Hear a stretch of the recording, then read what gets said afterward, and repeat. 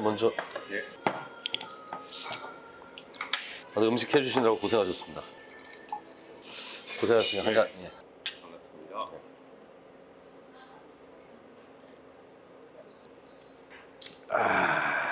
지금 찍는 영상이 비즈니스 채널 영상이라서 저희 구독자분들이 그 평상집 대표님으로 알고 있는데 지금 이곳도 조개 칼국수집 김태형의 섬집을 직접 운영을 하고 계시잖아요. 근데 초보 창업자들도 이런 아이템의 유형에 대해서 좀 이야기를 좀 해드리면 좋을 것 같아서 오늘 이런 자리를 좀 했고요. 간단하게 소개 한번. 평상집 대표고 김태용의 섬집을 운영하고 있는 김태용이라고 합니다. 오늘은 그냥 편안하게 네네. 한잔 하면서 말씀하시면 될 것 같은데, 평상집을 하시다가 갑자기 조개 칼국수 생각은 어떻게? 원래 할 줄 알던 음식이기도 했고 우연치 않게 가까운 매장이 나타나서 어쨌든 평상집 본점이 있고 거기에 가까운, 네. 여기가 지금 거리상으로 한 5분? 제가 알기로는 요즘 헐값에 나오고 이런 매장들이 많잖아요. 그렇지, 외곽 매장 같은 경우는 특히나 좀 많죠. 근데 장표에서도 맨날 얘기하는 게, 기존에 최선을 다해서 시설은 했지만 잘 장사를 못 하셔가지고 내놓은 것들을 보면 1,000만 원, 2,000만 원짜리 거리에도 나온 것들이 되게 많은데, 근데 중요한 그런 것들은 어느 정도 장사하실 만한 분들 입장에서는 죽는다고 표현을 하잖아요. 그렇죠. 그런 측면에서도 이 가게도 거의 최소 비용으로 다 오픈한 걸 알고 있는데, 평상집도 그렇지만 항상 제가 초보 창업자들한테 얘기하는 것도 원가율 낮아야 되고 인건비 낮아야 되고 그래야 먹고 살 수 있다. 이거에 너무 특화된 아이템이라고 제가 생각이 들어서 오늘 여기 이 집에 대한 건 좀 제가 좀 소개를 좀 시켜줘야겠다는 좀 생각을 했습니다. 요즘 이 집은 자주 안 나오시죠? 매일 나오긴 하는데 상주하는 건 아니고요. 일단 좀 조개를 좀 먹고. 드세요. 면도 어차피 다 공장에서 주문 제작하신 거잖아요. 공장이라고 하긴 좀 그렇고 공방? 요즘은 뭐 간의 수공업식으로 그렇게 하시는 분들이. 예, 찾으시면 간혹 있어요. 공장에서 나오면 어느 정도 그 공장의 스펙에 따라 대량 생산할 수 있게 준비가 되어 있는데, 공방 정도의 규모에서는 제가 원하는 면의 스펙을 맞춰줄 수 있으니까요. 그렇다고 해서 단가가 더 비싸지도 않고요. 오히려 저렴하거든요. 약간 공장보다는. 공장은 뭐 MOQ라고 해가지고 뭐 양도 맞춰줘야 되고 막 그런 게 있는데, 사실 공방 같은 데서는 우리가 만든 레시피가 있으면 그 스펙에 맞게끔 만들어 줄 수가 있잖아요. 그렇죠. 근데 가격도 그렇게 비싸지 않다는 거죠. 여기는 MOQ가 27만 원이거든요. 27만 원이면은 정확하게 600원 꼴 나오는 것 같아요. 1인분에. 네, 650원에서 600원 꼴. 근데 제가 손을 어떻게 주냐에 따라 다른데, 지금 저희가 하고 있는 기준에는 600원 꼴인 것 같아요. 면 품질도 상당히 좋고요. 여기 사장님하고 제가 거래를 한 10년 정도는 해본 분이라 믿고 맡긴 거거든요. 이번에도 제가 벤치마킹 했던 매장에서 면을 직접 들고 가서 이렇게 만들어주세요 해서 한 2번 수정해서 나온 면이거든요. 근데 신기한 게, 우리가 지금 촬영하기 전서부터 좀 끓였잖아요. 그렇죠. 근데 왜 안 불지? 그렇게 이제 가공을 해주세요. 이것도 이제 면이라는 게 수분이 얼마나 함유되는지, 그리고 면이 나왔을 때 재보관을 어떻게 하나, 뭐 냉동 보관을 했다 냉장을 하는지 이런 거에 따라서 좀 다르거든요. 그걸 다 맞춰주세요. 그리고 잘하는 공방 같은 경우는 저희가 그 스펙을 맞춰달라고 하면 그 스펙을 1년 364일 똑같이 맞추는 게 아니라 온도랑 날씨에 따라 수분량도 조절을 해주세요. 그런 게 어려운 건데 그렇게 그때그때마다 그걸 맞춰주세요. 그것만 평생 하실 분인데. 조개가 지금 12,000원짜리 조개가 지금 엄청 많이 들어있는데, 지금 이게 뭐 직접 가져오시는 건 아닐 거 아니에요? 업체를 통해서 들어오게 되는데, 이게 원가를 낮추는 방법이 있거든요. 다른 분들도 조개 장사하시면 도움이 되시겠죠. 예를 들어 뭐 고기 같은 경우도 내가 월말 결제를 한다. 그러면 거기 유통회사에서도 이자 비용이 발생할 거 아니에요. 어쨌든 미수금을 깐다는 건 빚을 지니까. 대신에 제가 원하는 단가에 맞추려면 저는 선입금을 해요. 창고를 제가 가지고 있지는 않지만 선입금을 해놓고 필요한 만큼 꺼내 쓰는 방식으로 거래하거든요. 그리고 예전에 워낙 미수 때문에 망가지는 업체들이 많았어요. 그 횟집도 그렇고 조개집도 상당히 그런 업체들이 많아서 요즘은 그런 식으로 하면은 상당히 조개는 싸게 받을 수 있어요. 조개값은 막 왔다 갔다 안 합니까? 왔다 갔다 하는데 그냥 그렇게 설명드리는데, 과일이 귤이 제일 쌀 때 맛있잖아요. 제철이니까. 예, 조개도 마찬가지예요. 제일 싼 조개가 어떻게 보면 제일 맛있어요. 조개 종류로 단가를 맞추는 거지 조개를 정해놓고 맞출 수는 없어요. 지금 같은 경우는 보시면 홍합하고 홍가리비가 좋은 철이거든요. 그럼 지금 이게 들어오고, 홍가리비는 2개월 되면 사라지거든요. 그러면 그때 가면은 다른 조개로 대치가 되는 거죠. 예를 들어서 홍가리비가 아니라 해가리비로 바뀔 수도 있고 동죽으로 바뀔 수도 있고, 사실 홍합도 지금부터 한 4월, 5월까지밖에 못 써요. 그 다음에 한 3개월 정도는 못 쓰거든요. 그럼 다른 조개로 대체하는 거죠. 그게 이제 처음 하시는 분들은 굉장히 어렵고. 한마디로 바지락 칼국수다, 가리비 칼국수다 이러면은 수급에 따라서 차이가 있는데, 어쨌든 제철 조개들은 계속 달라지니까 그걸 분파이 시켜가지고 하다 보니까 원가율을 나누는 거죠. 이게 원가 어떻게 돼요 이게? 그냥 정상 단가로 팔았을 때 정확하게 30%. 30%밖에 안 되는데도 이렇게 푸짐해요? 그러니까 제가 말하는 정상 단가라는 게 저희 같은 경우 12,000원이지만 점심에 2,000원 할인 들어갔잖아요. 요 단가로 팔았을 때 30%, 12,000원에 팔면 한 27%, 뭐 26% 내려가겠죠? 아, 그럼 이게 지금 할인된 가격이었을 때 30%가 원가라는 거예요? 예. 제가 항상 조개 칼국수를 떠나가지고 저는 샤브 칼국수 이런 거 예전부터 좋아했던 게 조리를 지금 저희가 하는 거잖아요. 조개 담아주셨고 칼국수 담아주셨고 지금 여기다가 얹어놓고 지금 우리가 끓여 먹고 있는 건데 그러다 보니까 주방에서는 별로 하실 일이 아니, 일단 담아 나오는 게 전부죠. 그렇죠. 그냥 담아서 그냥 여기다 딱 갖다 놓고 우리가 끓여다가 짜지면 육수 그냥 더 넣으면 되는 거고 또 중요한 건 이게 조개를 많이 넣어서 그런가 이게 완전 소주 안주예요. 저녁에 이거로 또 소주 드시는 분들도 있어요. 점심하고 저녁 매출 비율이 어떻게 됩니까? 지금은 거의 50대 50 정도 나오는 것 같아요. 5대5요? 저희가 이렇게 길게 운영을 안 했기 때문에 단골이 많이 안 잡힌 상태라서 그렇지, 단골이 잡히면 점점 더 저녁 매출이 올라가겠죠. 근데 사실 생각해보면 삼겹살은, 저는 아구찜 굉장히 좋아하는 사람인데 1년에 2번, 3번 먹기 힘든데 전 삼겹살 안 좋아하거든요. 근데 한 30번 정도 먹는 것 같아요. 그래서 단골 잡기가 좀 시간이 걸릴 뿐이지 나중에는 저녁 매출이 더 높아질 거라고 생각을 하거든요.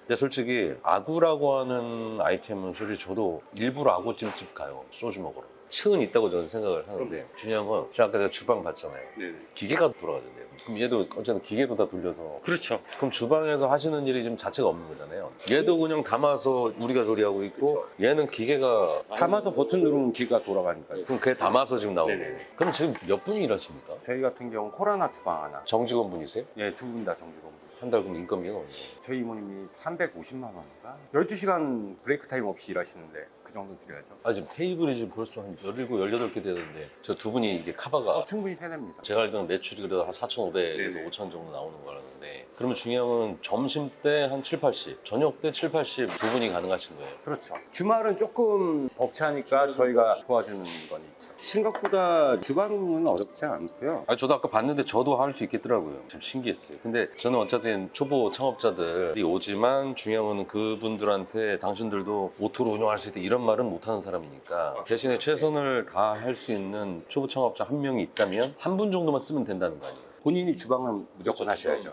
간단 계산으로 하게 되면 원가율을 할인된 금액으로 먹어도 30%로 치면은 아골고기 먹을 때 어쨌든 조개탕도 같이 나오잖아요. 서비스죠. 근데 이게 보통 막 5만 원? 5만 원짜리 먹으면은 4,500만 잡아도 30%라고 하면은 한 1,300, 1,400 정도밖에 안 되는 거고. 원가율이요? 예. 그쵸, 그 정도. 그 여기 임대료가 여긴 400만 원. 400만 원이고. 근데 평수가 근데 크잖아요. 그쵸, 주차장이 200평 가까이. 근데 400만 원에 일하시는 분 인건비로 좀 650 정도 네, 쓴다고 하셨으니까 그러면 아까 1,400이라고 해도 650 하면 2천만 원이 나가는 거고 임대료가 기본 잡비 다 빼놓고 나서도 4,500 팔면 지금 엄청 많이 남거든요. 새 전이잖아요. 새 전이긴 네, 하지만 그렇다고 뭐 연매출 뭐 10억 이상 넘어가는 것도 아니고 그렇죠. 저는 딱 그 구간을 좋아합니다. 5천원에서 6천 사이. 저도 그 구간을 좋아합니다.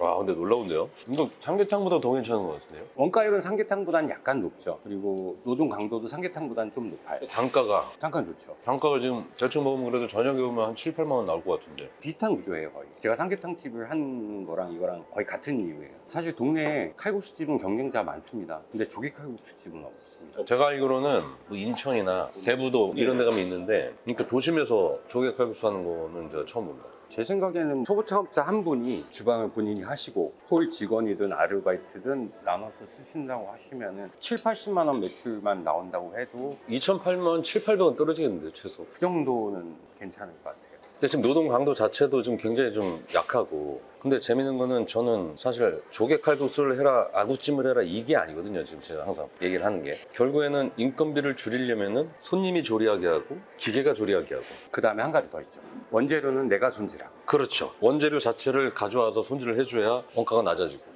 아구도 예를 들어서 키로에 3,000원짜리도 있고요, 3,500원짜리도 있고, 4,500원짜리도 있고, 7,000원짜리도 있습니다. 근데 다 똑같은 아구예요. 손질이 얼만큼 돼 있냐에 따라서 가격 차이가 나거든요. 공임 때문에 달라지니까. 그러니까 저는 이제 항상 가운데 걸 쓰는 편인데 제가 만약에 이거로 먹고 살아야 되겠다, 이거 아니면 안 돼 하면 저는 3,500원짜리 씁니다. 내가 뭔 갈아놔서. 근데 지금 저는 이제 아무래도 다매장을 하고 있기 때문에 그렇게까지 못하니까 품질 때문에 그 정도 저는 쓰는 거지. 너무 괜찮네요. 아구가 좀 얼마라고요? 제가 쓰는 게 4,800원짜리 키로에. 저는 이 수염 있는 줄 제일 맛있어요. 그게 점점 비싸질 수가 없어집니다. 살이 많은 게 비싸지고 이런 게 맛있지 않습니까? 근데 젊은 친구들은 약간 덜 좋아해요.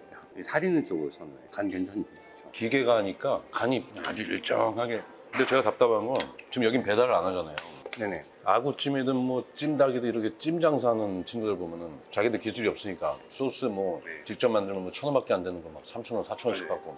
근데 그걸 가지고 전 이렇게 했으면 좋겠는데 배달 돌리겠다고 그거를 죽어라 그렇게 돌리는 걸 내가 보는데 그거 어떻게 생각하세요? 저도 사실 소스를 받아봤거든요. 굉장히 좀 그래도 이름난 프랜차이즈의 소스를 받아서 사용을 해봤는데 마음에 안 들어서 그냥 직접 제조해서 쓰는 거고, 뭐 양념 비율 뭐 다 연구해서 좋은 거 쓰셨겠지만 고춧가루라든지 이런 품질이 떨어지는 거 쓰니까 아무래도 경쟁력이 없는 것 같더라고요. 근데 저도 공장에다 OEM으로 소스 많이 만들어 보지만 결국에는 자기들은 직접 제조해서 뭐 네. 수익을 극대화하시는 분들이 있는데 요즘은 소스 장사를 너무 버라이어티 하시는 분들이 많아가지고 브랜드 만들어 놓고 대표 직함으로다가 그냥 아예 소스 회사를 세우더라고요. 본사에서 싸게 받아서 비싸게 납품하는 게 아니라 아예 처음부터 비싸게 납품받은 거를 그렇게 주더라고요. 아예 그냥 소스 공장에서도 브랜드를 만들지 않습니까? 그렇죠. 그래서 요즘 같은 경우는 그렇게 자기 브랜드 만들어도 그거를 자기 가맹점에만 넣는 게 아니라 다 줘요. 그러니까 내 입장에서는 그게 무슨 의미가 있지? 그걸 꼭 그렇게 해야 되나? 근데 반대로 저도 요즘 뭐 웰스토리나 이런 데서 네. 소스 받아서 먹어보면 너무 괜찮아요. 진짜 받아서 거기서 뭐 약간의 피처링? 참기름을 살짝 두른다든지 막 이 정도만 돼도 완전히 훌륭하게 되는 건데 이 초보 창업자들은 그걸 안 해요. 그리고 뭐 5천만 원, 뭐 1억 매출 찍었다 막 해가지고 소스만 가지고 그냥 뭐 돌리면 된다. 우리도 기계 쓴다. 근데 중요한 건 내가 볼 때 그냥 소스 소진시키는 기계가 돼서 그렇게 사는 건데. 근데 내 입장에서는 지금 이렇게만 줘도 좀 소주가 땡겨요. 저녁에 술이 그래도 좀 나가잖아요. 평상집보다 더 잘 나갑니다, 이거. 나한테도 마실 것 같아요. 근데 이게 되게 재밌는 게 점심으로다가 12,000원 하면 일반 직장인들이 못 먹잖아요. 근데 중요한 건 저녁으로다가 12,000원이라고 하면은 엄청 싸다는 느낌이 확 나는데 지금 얘를 시키면 지금 얘를 주는 거잖아요. 칼국수 사리만 추가하면 되는 거고. 그게 이 집의 아주 매력 포인트인 것 같아요. 예, 저도 전략을 그거로 잡은 게 매운 게 있으면 따뜻한 국물 있으면 술 잘 들어가거든요. 사실. 근데 중요한 건 이게 육수가 그냥 거의 조개인데? 육수 뭐 쓰세요? 상황버섯하고 고추씨, 무, 파. 상황버섯 비싸잖아요. 그냥 생각보다 안 비싸요. 지난달에 4,500 팔았는데 상황버섯 값 20만 원 들었어요. 그리고 처음에 했을 때보다 상황버섯이 들어간 육수라고 손님들한테 소개를 한 순간부터 더 국물이 남아 나오는 양 자체가 줄어들었습니다. 맛도 잘 어울리고. 근데 이게 되게 맛있는데? 아구불고기. 이게 좀 생소해서 그렇지 먹어본 분들은 계속 오시더라고요. 근데 나 같은 아구찜 먹을래? 아구불고기 먹을래? 이거 먹을 것 같아요. 얘도 원가 30%예요? 안 되죠, 30%. 조개탕 서비스 포함해야 30% 될랑말랑할 거예요. 그러니까 제가 맨날 좀 답답하고 지금 다 올랐잖아요. 근데 다 올랐음에도 불구하고 그 유통 과정 그런 걸 통해서 받는 사람들 지금 아구찜 막 처음에 35%도 난 솔직히 비싸다고 생각하는데 38% 40% 했던 애들이 요즘 더 올라갔어요. 납품하는 프랜차이즈. 공급하는 입장에서는 우리는 35%다 37% 이러죠. 뭐 김치 주고 뭐 주고 하면 40% 50% 올라오고 그러니까 결국에는 남는 게 없어. 안 남으니까 배달까지. 배달하면 더 안 남는. 제가 요즘 느끼는 것 중에 하나가 창업이라는 걸 생각할 때 하나밖에 안 봐요. 그냥 일단 살자주의. 나중에 각자 능력대로 잘 먹고 잘 사는 사람 뭐 있겠지만 요즘은 거의 몰빵 수준이에요. 창필에서도 얘기하는 것 중에 하나가 그 평균의 함정이라는 거에 속지 말라고 얘기하는데 잘하는 사람들은 기하급수적으로 올라가 매출이. 근데 안 되는 사람은 완전 바닥까지 갔어. 그 중간이 없는데 이 두 개를 합치니까 대충 평균 이렇게 느끼는데 실제로는 너무 어려운데 근데 저는 사실 똑같은 아이템이지만 똑같은 아구찜이라는 아이템, 똑같은 칼국수라는 아이템이지만 초보들이 생존할 수 있는 모델은 저는 있다고 생각을 하거든요. 근데 그런 거에 대해서 어쨌든 저희가 이거를 얘기하면서 우리가 무슨 뭐 조개를 팔아먹는 사람도 아니고 우리가 아구를 팔아먹는 사람도 아니지만 이런 정도의 하는 그런 것들을 좀 알아야지만이 뭘 선택하든지 판단을 할 수가 있는 거니까. 저도 옛날에 오랜 단골집 중에 하나가 황도 바지락 칼국수 뭐 이런 데가 있었거든요. 요즘은 가지가 좀 됐지만 근데 전 그런 데 가면은 김치 먹으러 가거든요. 개인적인 취향일 수도 있는데 저는 고춧가루도 고운 고춧가루가 있고 두꺼운 고춧가루가 있는데 그 두꺼운 고춧가루 맛이 전 김치 맛이라고 생각해요. 그래서 저는 조그마한 꽁보리밥 같은 거 주면은 저는 칼국수랑 김치 안 먹고 그거랑 김치를 엄청 많이 먹어요. 안 좋은 손님인데? 그렇죠. 근데 중요한 건 칼국수 하면은 김치가 맛있어야 되고 국산 고춧가루를 넣어가지고 그 고춧가루 하나 먹으면 얼마나 달달해요. 그럼요. 그러니까 그게 너무 맛있어가지고 그 김치를 칼국수보다 더 먹는다고. 근데 이걸 창업적으로 들어가면 말이 안 되는. 그런 짓을 하면 안 되는데. 그러니까 결국에는 그렇게 장사를 하려면은 정말 칼국수집 전문으로 해서 하나의 공장이 돼가지고 김치도 담그고 맛있는 김치집이 그 엄마 손맛이 있어야 된다는 것처럼. 이거는 다른 영역이에요. 근데 여기는 지금 국산이 아니잖아요. 근데 중국산. 중국산과 국산의 블렌딩이라고 저는 생각을 했는데 어쨌든 이거 한번 튜닝을 하신 거죠. 재양념을 하는 거죠. 좀 더 좋은 고춧가루. 그럼 지금 다른 집들 보면은 원산지 표기를 하잖아요. 네. 김치 그러면 중국산도 있지만 중국산하고 따옴표하고 국내산이라고 표기도 하잖아요. 지금 원산지 표기법이 바뀌어서 요즘 그렇게 표시를 해요. 국내산 김치 내용물을 확인하고 국내산인데 중국산 고춧가루 사용까지 써야 됩니다. 아 그러면 김치라고 안 하고 배추, 김치, 국내산, 콤마, 고춧가루는 중국산 이렇게 써야 돼요. 엄청 타이트하구나. 근데 중요한 건 제 입장에서는 도대체 무엇이 중요하냐는 건데 이 김치라는 게 물론 국내산을 하면 좋은데 이 초보들이 칼국수 전문점으로 해서 뭐 50년 동안 막 할 것도 아니고 지금 장사를 하려면 남아야 되는데 거기에 대한 거를 모르고 그냥 이렇게 해야 된다 저렇게 해야 된다를 듣고서 일주일에 막 두세 번씩 막 김치 담가가면서 막 이렇게 하는 거 어떻게 생각하십니까? 저는 그거 완전 반대고요. 딱 그 예를 들 수가 있어요. 우리 엄마가 끓여준 라면이 제일 맛있어. 그래서 엄마 보고 엄마 분식점 하면 돼. 그거랑 같은 얘기 같거든요. 그치. 왜냐면 김치라는 것도 굉장히 개인적인 게 많은 거고 맛 자체도 느끼는 게 어떤 사람들은 여수에 있는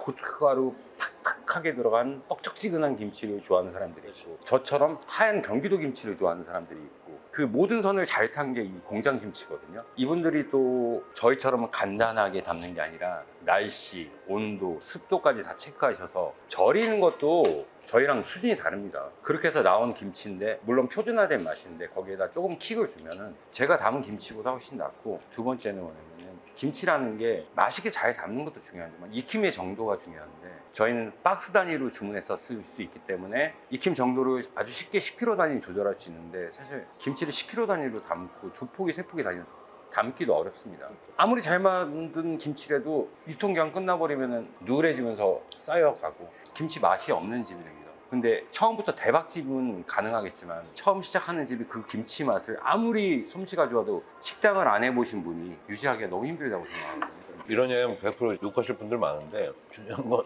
중국산 써야 돼요. 예를 들어서 제가 조개 칼국수 말고 좀 원가가 좀 싼 멸치 칼국수를 한다고 하면은 제가 8,000원을 받는다면 사실 원가의 50% 이상이 김치라고 생각합니다. 근데 제가 하고 있는 칼국수는 조개 칼국수이기 때문에 김치에다는 좀 힘을 빼고 여기다 오히려 힘을 주고 있거든요. 어쨌든 저희는 살아남아야 되니까 김태형의 섬집 한번 여기 시스템 내가 조리하고 기계가 조리하고 푸짐하게 줄 건 확실하게 주고 아껴야 될 건 좀 아끼고 그러면서 할인을 했을 때는 가성비로 먹고 할인을 안 했을 때는 정확하게 와서 이렇게 먹고 칼국수 같은 경우도 정말 고생하시면서 오랫동안 하시던 분들이 송칼국수라고 하잖아요. 다 썰어가지고 되게 좋아하거든요. 근데 그분들이 한 그릇에 8,000원이었다가 9,000원 올릴 때 진짜 고민하고 9,000원이었던 거를 10,000원으로 올리면 이건 말이 안 된다고 해서 안 올리면서 결국 몸을 갈아 넣어서 일을 하시는데 고객 입장에서는 제가 보니까 손칼국수 보면은 그 칼국수인데 고명도 별로 없어. 무슨 소고기 민치 뭐 앞에 고명으로 조금 올려주고 근데 김치는 또 국산이야. 원가 무지하게 높은데 올리지도 못하고 티도 안 나고 티도 안 나고 세 분이 와서 먹는다고 하면 세 개를 삶아가지고 뿜빠를 시켜주는데 이게 뿜빠에도 기술이거든요. 그러니까 결국엔 고객들은 딱 보면 여긴 뭐 고기도 요만큼 넣어주고 뭐 아무것도 안 넣어주고 이렇게 9,000원에 받아 먹어? 막 이런 생각을 한단 말이에요. 그럴 수도 있죠. 고객은 그렇죠. 잘 모르니까. 근데 중요한 건 지금 이게 계속 끓고 있는데 아주 평온하게 지금 장사를 네. 하고 계시는 이모님들이 보니까 참 이런 식의 창업이 초보 창업자들한테는 필요합니다. 제 마인드가 좀 말이 안 되는 마인드일 수 있는데 주인이 편해야 고객도 편한다는 생각을 좀 많이 하는 편이거든요. 내가 업무가 지치고 내가 일이 힘들면 손님한테도 인상 쓰게 되고 어쨌든 오늘 영상을 보고서 지금 제가 얘기한 그런 조리적인 부분 그리고 단가적인 부분 진짜 원가를 어디에 써야 되는지에 대한 부분 그리고 앞으로 어찌 보면 유행을 안 타는 업종인데 유행을 안 타면서도 엄한 데 힘쓰지 말고 딱 그 정도 그런 거에 대한 힌트는 다 나온 것 같아요. 마지막으로 삼계탕 브랜드를 좀 계속 운영을 하시면서 네네. 칼국수 브랜드를 내셨는데 어떤 영화에서 봤는데 고수들한테는 이 세상이 놀이터래요. 네. 근데 하수들한테는 지옥이라고 생지옥이라고 얘기를 한단 말이에요. 근데 지금 대표님은 지금 매장을 뭐 한두 개 하는 것도 아니고 되게 여러 개 하시는데 근데 또 이번에 또 뭐 괜찮은 매장에 나와서 또 지금 하시잖아요. 네네. 근데 우리 같은 초보 입장에서는 그게 좀 어려워요. 좀 그랬을 때 경험을 반추해서 생각해 보셨을 때 하나하나 시작하는데 되게 불안함을 갖고 있는 초보들한테 어떤 얘기를 좀 해주고 싶으신지. 예전하고 생각은 좀 똑같은데요. 방금 대표님이 하신 말씀은 같은 얘기인데 고수들 많은 데는 안 가는 게 좋습니다. 이 동네 고수가 없습니까? 아니요, 업종 말씀드린 겁니다. 그것도 말이 되네요. 강남역에 가서 안 하는 것도 맞고 자 고깃집을 생각해요. 똑같은 재료 갖다 승부하는 데는 안 가는 게 좋다. 있고, 블루오션이라고 하긴 좀 그렇지만 조금 경쟁 널널한 데서 조금 초보니까 처음부터 내 몸 갈아놓고 이거 뭐 손질된 거 받으면 돼, 뒤집어서 생각하면 내가 손질해서 더 많이 주면 돼, 이런 작전으로 운영을 하셔야지 초보이신 분들이 승산이 있지. 누가 다 만들어 놓은 브랜드를 당신한테 갖다 줘도 성공하기 힘듭니다. 왜냐면 본질이 자기 가지고 있는 본질이 없기 때문에 더 해줄 무언가를 가질 수가 없어요. 특히 프랜차이즈 같은 거라면 내가 뭔가 손님한테 더 제공해 줄 수 있는지를 저도 항상 생각을 하거든요. 그러려면은 원가적인 부분에서도 내가 가지고 있는 무기가 있어야 되고, 내 몸을 녹이는 것도 무기가 될 수 있고, 더 친절한 것도 무기가 될 수 있잖아요. 근데 짜인 틀 안에서 움직이면은 가질 수 없는 것들이니까 처음부터 성공한다는 생각 말고 경험해 본다는 생각으로 작더라도 처음부터 끝까지 다 배울 수 있는 거를 해보시는 게. 창플 TV로 안 나가고 이게 비즈니스 채널로 네. 나가는데, 어쨌든 비즈니스 채널은 그냥 제가 하고 싶은 얘기 다 하는 채널인데, 하루 50만 원을 팔게 되면 아마 여기서 일하는 사람은 되게 한가할 겁니다. 엄청 한가하겠죠. 근데 1,500만 원 매출을 저는 항상 강조를 해요. 제 영상을 보는 사람들은 제가 항상 맨날 1,500 얘기하는 게, 아마 창플지가 맨날 1,500 얘기하니까 딴 데서 막 1억 파는 사람은 웃을 거예요. 저 새끼 또 무슨 1,500 얘기하는. 근데 그 1억 파는 사람이 처음서부터 1억 팔았어요. 근데 중요한 1,500을 팔았을 때 결국에는 나가는 돈은 원가 30%의 같이 일하는 직원 한 명. 그럼 1,500을 팔아도 월세를 내도 그래도 500~600은 가져가는 거예요. 자기 인건 이상은 가죠. 그렇죠. 그걸로만 먼저 시작을 해야지 그때서부터 무슨 내가 다른 걸 더 알아본다 뭐 이런 걸 생각할 수가 있는 거지. 근데 저는 여기 뭐 4,500, 5,000 매출 나는 솔직히 그걸 얘기하고 싶은 게 아니고, 이렇게 하면은, 이런 식으로 하면은 1,500만 나와도 밥 먹고 산다 이겁니다. 그리고 이거보다 좀 작은 평수도 너무 많고, 여기도 좋은 가격으로 인수했지만 제가 요즘 점포 개발하는 초보 창업자들한테 제가 물건들을 많이 보는데, 요즘은 1,000만 원에 나온 것도 제가 무걸리로 한번 해보라 그래요. 얼마나 제가 가혹한 사람이니까. 지금 안 그래도 망해 나가는 사람한테 그 하는 건데, 중요한 건 그 정도로다가 장사하기가 투자금이 안 되는 시대가 된 건데, 요즘처럼 장사하기 편한 때가 어디 있습니까? 옛날에는 우리 뭐 하려고 하면 권리금 5천, 6천 쓸만하면 1억 달라고 했는데, 요 가게만 해도 말이 안 되는 금액으로 그쵸. 저도 한 거죠. 현실 저도 이제 대표님 말씀대로 거의 주워서 한. 주운 거죠. 근데 주웠는데 지금 이걸 이런 식으로 구성하고, 그래도 맥락을 설명할 수 있는 고수 창업자가 있고, 그 맥락을 아는 그 이모님들이 두 분이서 지금, 저 깜짝 놀란 게, 지금 손님들이 있어도 굉장히 지금 느긋합니다. 미리 준비해 놓은 게 많으니까. 미리 준비하고 시작 단계에서는 토스 해가지고 그냥 나가면 그냥 앉혀놓으면 되는 거고, 얘는 기계가 하니까 기계가 돌릴 동안 다른 일로 설거지라도 뭐 이렇게 하고, 이런 식으로다가 돌아가는 매장, 배달 뭐 이런 것들 뭐 할 수 있죠, 하다 보면. 근데 중요한 건 그게 주가 안 되고 서브로다가 이익이 되면 할 수 있겠지만, 거기에 매몰돼 가지고 그렇게 자기 몸 갈아 넣어가지고 이렇게 하는 거, 몸 갈아 넣는 걸 제가 나쁘다고 생각하는 게 아니라, 몸을 갈아 넣음으로 인해서 지금 내가 왜 여기에서 이 짓을 하고 있는지에 대한 생각이 없어요, 초보 창업자들이. 그러니까 2년, 3년, 4년, 5년을 해도 그 다음 플랜을 경험을 못 합니다. 계획도 못. 전 그게 답답해서. 김태용의 섬집 한번 검색해 보시고, 섬집을 하라는 얘기 아니고 이런 구조로다가 할 수 있는 그런 요소들을 좀 찾아서 좀 해봤으면 좋겠습니다. 창업 카페 물어보면 이런 구조로 되는 게 되게 많지만, 초보 창업자이기 때문에 뭐 물론 그냥 되게 쉽게 얘기한다 이런 얘기를 할 수 있겠지만, 아니 그래도 이입을 해서 좀 뭔가 좀 생각을 해볼 필요가 있습니다 하고, 오늘 말씀 너무 잘해주셨습니다. 앞으로 여기 김태경 선집에 창플 TV 보고서 오시는 분들한테는 좀 말씀해 주시면 제가 뭐 조개라도 한 2개 더 넣어드리고, 3개 더 넣어드리고, 4개 더 넣어드리고, 5개 더 넣어드리고.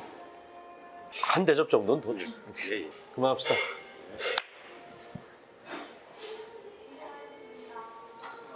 일로 와요 빨리. 이거 먹지 말아요. 내가 더 맛있는 거